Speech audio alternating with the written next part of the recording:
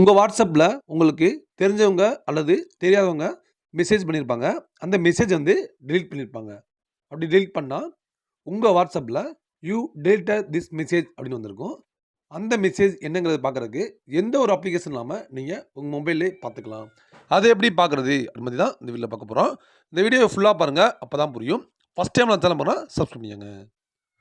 உங்க மொபைல்ல இருக்கிற செட்டிங்ஸ் ஆப்ஷன் போய்க்கோங்க.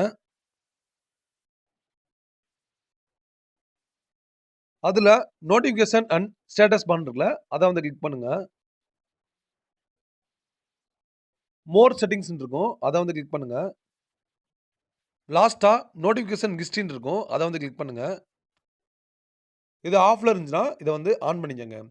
ஆன் பண்ணதுக்கப்புறம் உங்களுக்கு WhatsAppல உங்களுக்கு தெரிஞ்சவங்க அல்லது தெரியாதவங்க ஏதாவது மெசேஜ் பண்ணி டெலீட் பண்ணாங்கன்னா, அந்த மெசேஜ் வந்து உங்களுக்கு இந்த நோட்டிஃபிகேஷன் ஹிஸ்டரி ஆன் பண்ணியிருந்தா, இது கீழ வந்து உங்களுக்கு டிஸ்ப்ளே ஆகும். இது மூலமா போயிட்டு நீங்க எந்த ஒரு அப்ளிகேஷனும் இன்ஸ்டால் பண்ணாம பார்த்துக்கலாம்.